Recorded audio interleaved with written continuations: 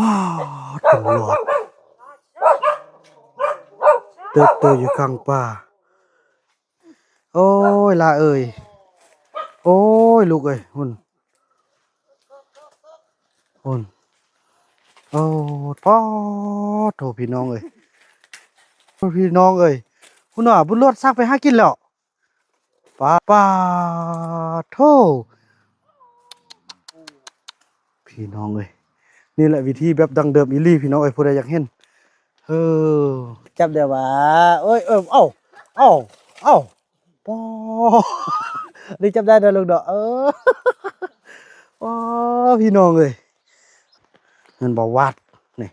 นี่แหละพี่น้องดังเดิมอีหลีแหละพี่น้องเอ้ยเนาะที่ว่าพ่อแม่บรรพบุรุษเขาเจ้าซ่อนมานอนแบบนี้แหละพี่น้องเอ้ยดังเดิมอีหลีทุกอย่างอยู่ที่นี่คือดังเดิมเนาะจะมีการหุ่นสีแหละพี่น้องเอ้ยพาโถ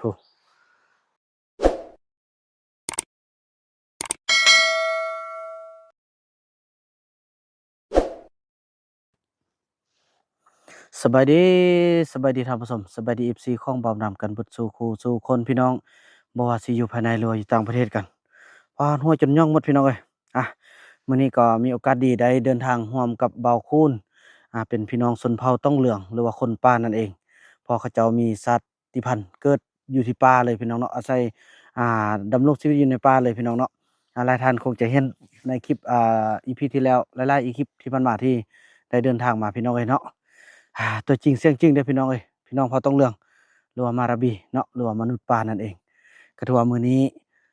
การเดินทางมื้อนี้ก็เป็นมื้อที่2เนาะไอ้คุณเนาะเมื่อคืนเราก็นอนอยู่ถือว่ามาฮอดครึ่งทางพี่น้องถือว่าในการบุกเข้าไปหา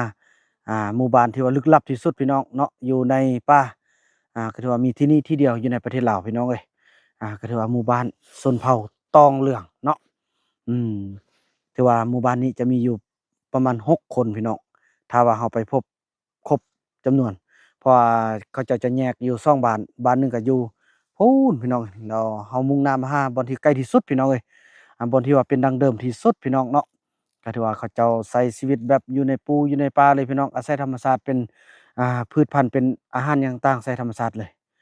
แปลกที่สุดพี่น้องเอ้ยกว่าจะมาถึงบ่แม่นง่ายๆฝากไลค์ฝากแชร์ด้วยเด้อพี่น้องก่อนจะรับชมคลิปวิดีโอนี้เนาะฝากทุกคนที่เข้ามาใหม่พี่น้องเอ้ยฝากติดตามเป็นกำลังใจให้บ่าวบุญนำด้วยคนละ1 Subscribe ด้วยเด้อเพื่อให้ถึง 1 ล้านซับไวๆด้วยเถิ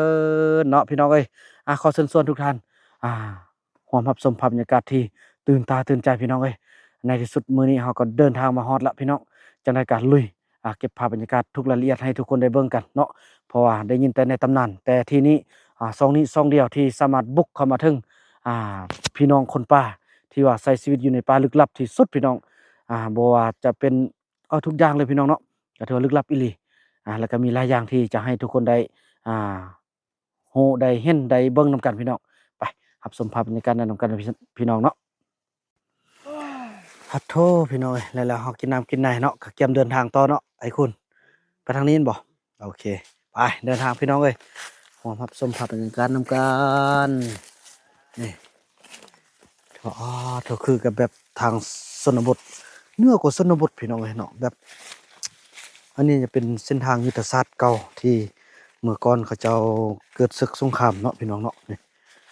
ทางลำเลียงอาหารเสบียงอาหารอย่างต่างเลยพี่น้องเป็นทางย่างเด้นี่ฮอดจุดนี้ไปนะถือว่ามื้อนี้เป็นมื้อที่2แล้วที่พวกเราได้เดินทางระหว่างการเดินทางก็มีหลายอย่างพี่น้องจักซี่แหละนี่อันนี้เป็นบ่อนที่ว่าเขาเจ้าหาอยู่หากินหมดขุดหมดแล้วพี่น้องเอ้ยโธ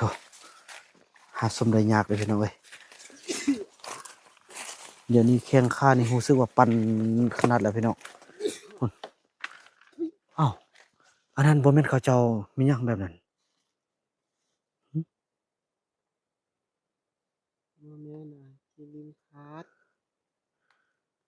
คิดินคร้านบ่อือฮึโอ้คือว่ามันให้บ่แม่นคิดินเจื้อนเนาะอือ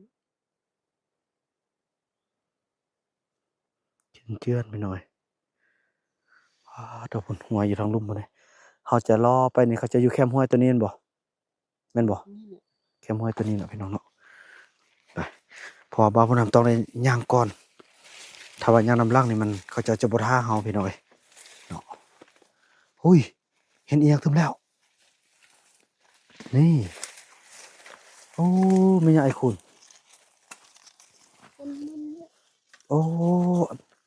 เขาใส่ก้นมันแม่นบ่นี่น่ะโอ้พี่น้องอันนี้เป็นดำเสียมบ่เราเชื่อแบบนี้ นี่พี่น้องเอ้ยเนาะนี่หอยเขาเจ้ามาเมื่อวานนี่นะ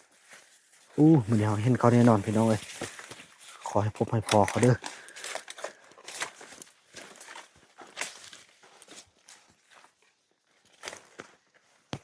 โธ่แค่นั้นแม่นหมดพี่น้องเอ้ยหอยแค่นั้นเนาะ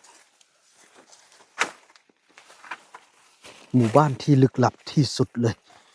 นี่อันนี้ห้องหอยเขาเจ้ามากลเพือกกลมันกินต่างข้าวต่างน้ำพี่น้องเอ้ยแทนข้าวแทนน้ำเนาะ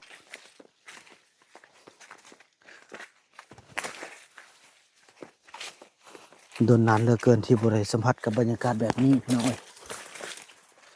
มื้อนี้รับชมกันเต็มที่เลยพี่น้องกับ EP นี้ตั้งใจบุกมือที่2จึงมาถึงพี่น้องเอ้ย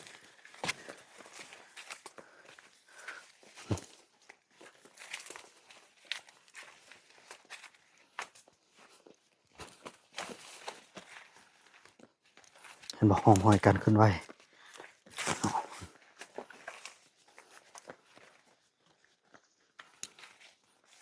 โถพี่น้องเอ้ยรู้สึกว่าแบบเย็นขนาดเลย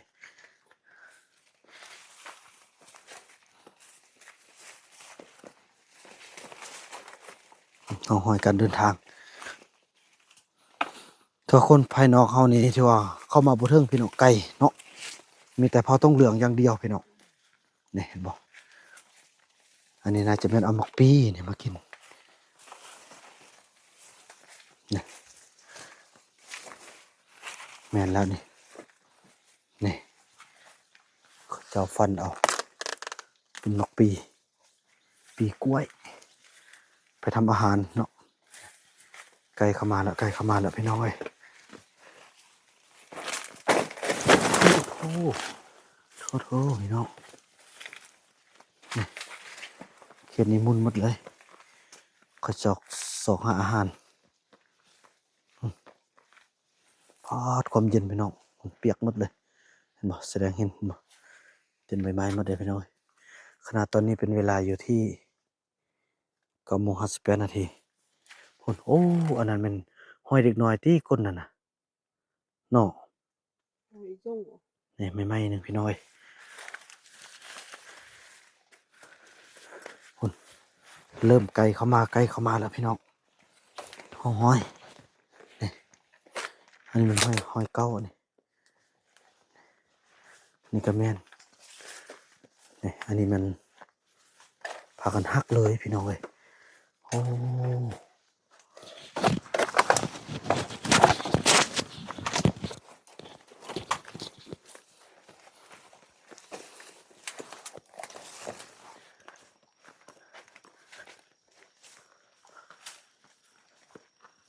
ไปพี่น้องเก็บภาพบรรยากาศนำกันแต่ละระยะเนาะพอยังยาวไกลพอสมควรพี่น้องแล้วมาฮอดนี้การขึ้นไหวก่อนไล่ขึ้นพี่น้องเลยนี่ใบตองโอ้ดึงเลยเด้พี่น้องตัวนี้นะเนี่ยดึงเลยฟันมาตัวนี้ต้นเสานี่เนาะโอ้ยพี่น้องนี่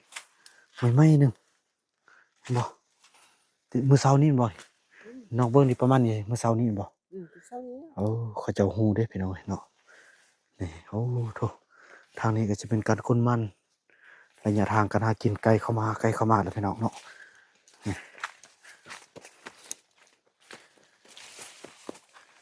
เขาจะบ่ได้ใส่เสียงพี่น้องเพราะว่า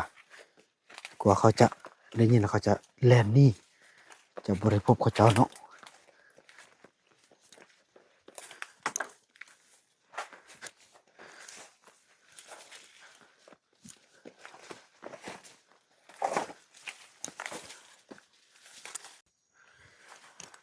หมอดนี้พี่น้องใกล้เข้ามาแล้วบ่นั่นนี่พอทางบงกวางพุ่น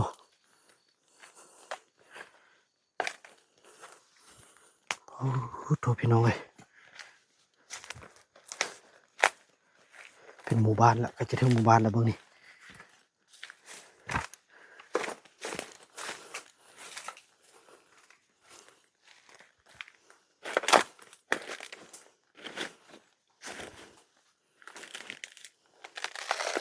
นี่ห้องห้อยกันขุดตูน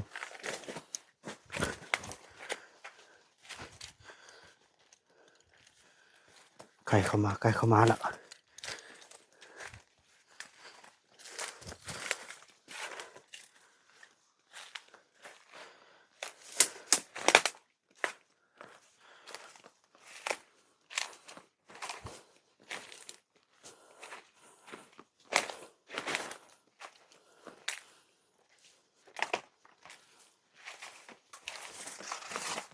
ปาดโอ้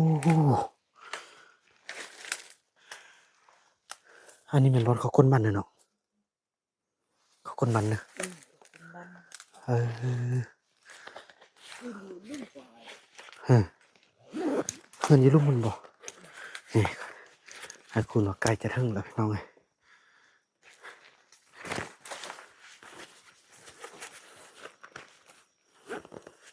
อ้าว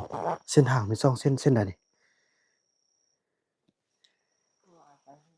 ไปทางเดิมอ้าวทางลุ่มมันเขาย้ายบ้านป่ะ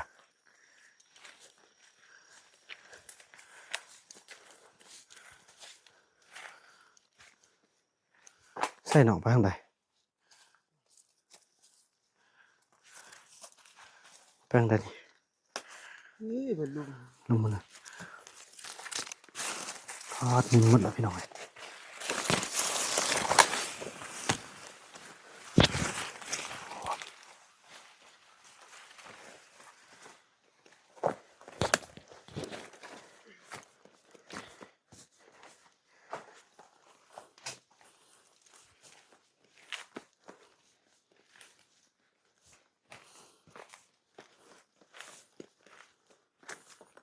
เงียบสงัดเลยพี่น้องใกล้จะถึงแล้วบอกคุณว่าใกล้จะถึงแล้ว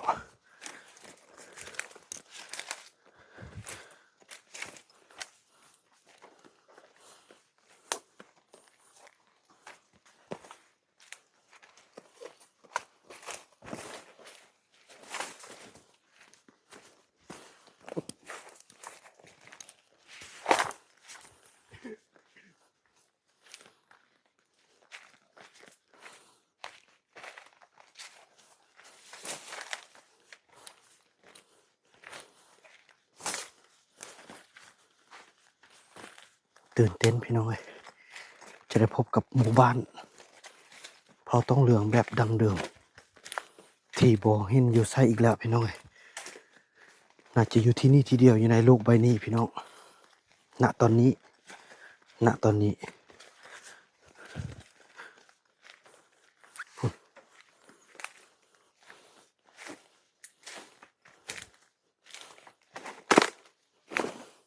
หัวใจของบ่าวนำตอนนี้เต้นปุ๊บปับปุ๊บปับเลยพี่น้องดีใจที่จะได้เห็นบ้านแบบดังเดิมไอ้คุณขอปลาเขาทางหมดอย่าแต่กี้ตอนน้องมาเนี่ยเขาบ่ทางนั่นนี่คือสิเป็นบ้านใหญ่เอาเนาะเดี๋ยวนี้แปลนหมดแล้วเนาะไปลุยต่อพี่น้อยไกลๆแล้วพี่น้องได้ยินเสียงน้ำแล้ว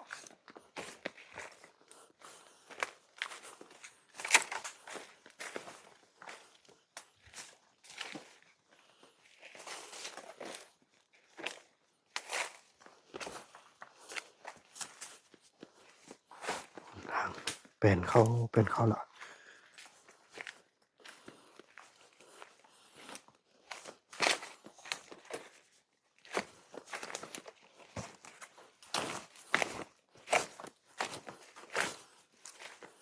นี่คือเผ่าป่า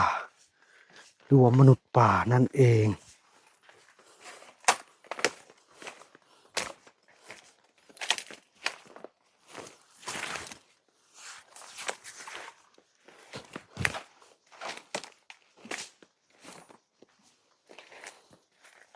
พบกันตัวต่อไปพี่น้องคือจิบัวทันเนาะเธอเนาะแต่ว่าใกล้ๆแล้วในที่สุดเขาก็ก้าวเข้ามาถึงจะมีด่านคือหมา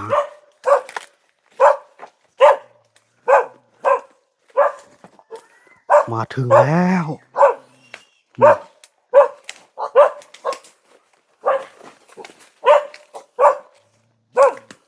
โอ้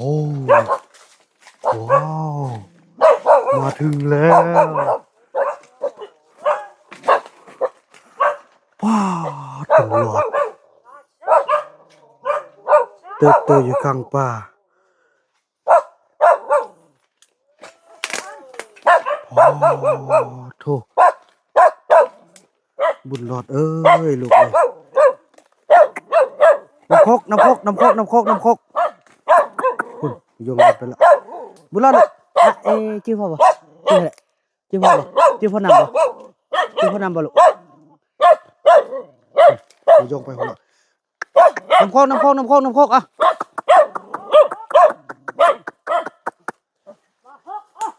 พอจะได้ลูกตัดเส้นอะไรกับมือได้พี่น้องเอ้ยจะได้พาล้านมาเนาะนี่โอ้ยลาเอ้ยโอ้ยลูกเอ้ยหุ่นโอ้พ่อ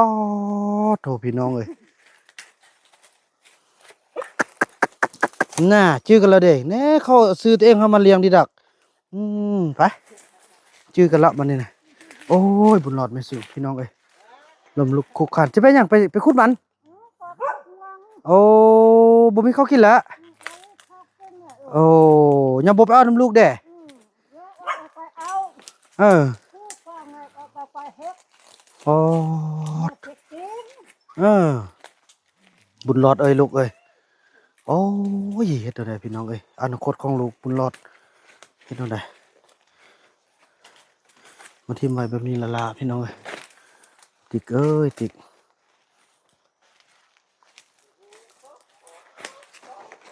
เท้ายงแล่นไปลุ่มหุ่นทางนั้นหุ่นบ่พบเลยหุ่นอยู่พุทธบานนะไป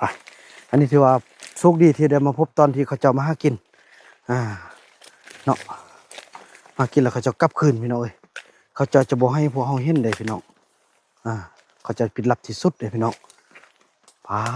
ดเห็นแล้วพี่น้องเอ้ยอันนี้เงินผู้เด้อนี่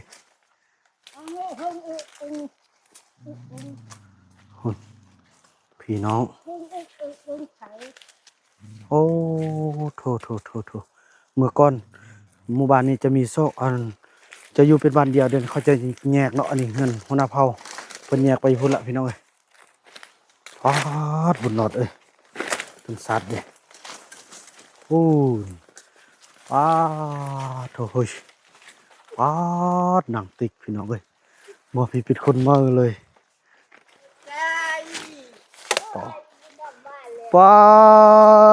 โถจังไดอย่าบ่มาหายเด้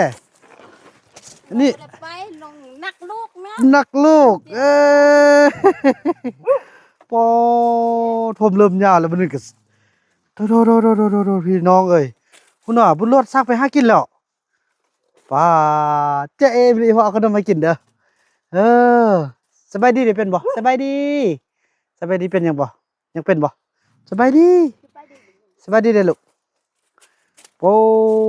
อะไรขึ้นฮอดแถวว่ะลงไปน่าอยู่พี่เลยบ่ได้อยู่พี่ชอบกินปู เด้อโถพูดอันนี้นะพี่น้องเอ้ยโถ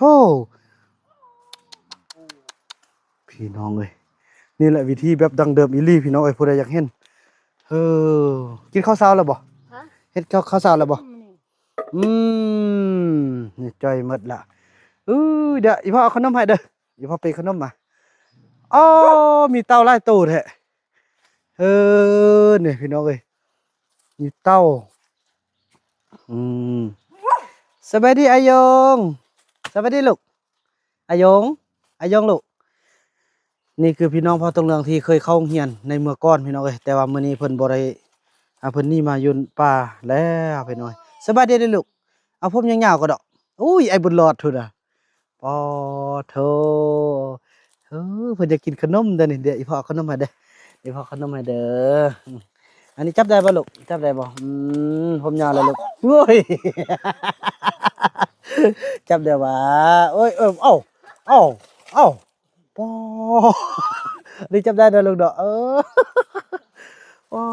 พี่น้องเอ้ยมาเบิ่งทางป้ออีกคำน้อยอยู่พี่ปาโถ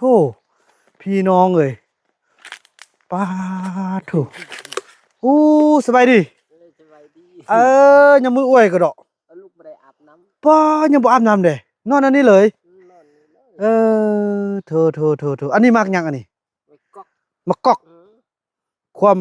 เราเทิงเอิ้นว่าเปรี้ยรึงเกลือพี่น้องเอ้ย ความเฮา เบิ่งจับเบิ่งเด้เฮาจี้แล้วเฮาทับเอากิน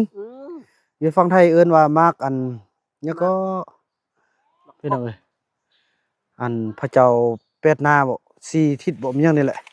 โอ้อันนั้นมีเฮือนพุ่นอันนั้น มาวาดไปหาบันนาแวนพุ่น ปู บันนาแวนกุนเนี่ยบัน เน้อพี่น้องเอ้ยมองไปอีกหลังพี่น้องเอ้ยมื้อนี้บ่าวบุญนำจะให้ทุกคนได้เบิ่งพุ่นน่ะกิจกรรมของเขาเจ้าทุกอย่างเลยพี่น้องเนาะเพิ่นปอดกวดละเอียดจบงามพี่น้องเอ้ยโอ้อย่าให้น้องจอมมาเห็นเด้อแม่อันนี้คือสิเป็นเด็กน้อยแล้วลินี่แต่ละมือเขาก็จะลิ้นแบบนี้แหละโอ้เห็นอันนั้นเนาะเขาจะพัฒนาพวกเจ้าได้เนาะแต่เรื่องความสวยความงามนี่ยอมรับเลยพี่น้องเอ้ยเนาะพุ่นอยู่กับประดงพงไผ่ความสวยความงามนี่อันนี้เป็นเฮือนหลังใหม่ๆเขาเจ้าพี่น้องเอ้ยนี่เฮือนบ่วาดนี่แหละพี่น้องดั้งเดิมอีหลีแหละพี่น้องเอ้ยเนาะที่ว่าพ่อแม่บรรพบุรุษเขาเจ้าซ่อนมานอนแบบนี้แหละพี่น้องเอ้ยดั้งเดิมอีหลีทุกอย่างอยู่ที่นี่คือดั้งเดิมเนาะจะมีการสีแหละพี่น้องเอ้ยพาโถสำกับลุดโลกเข้ามามิติใหม่เนาะพี่น้องเนาะฝากไลค์ฝากแชร์เด้อพี่น้องเอ้ยถ้าว่าคลิปนี้เป็นประโยชน์ที่ว่าบ่เคยเห็นจักเทื่อก็อย่าลืมไอ้บุญรอดลูกเฮ้ยเซไอ้บุญรอดเพิ่นมาหาพ่อบุญนำโอ้ยลูกเอ้ยอันนี้คือพอต้องเรื่องที่บ่าวบุญนำได้ทำคลอดกับมือเลยพี่น้องเนาะ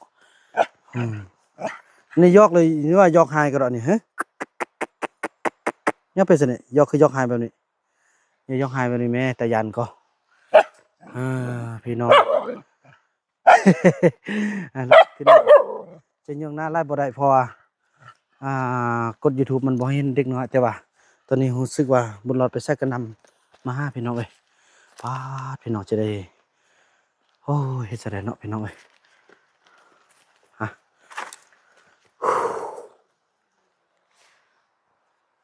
ขอหลุดเข้ามาโลกมิติใหม่พี่น้องเอ้ยเนาะ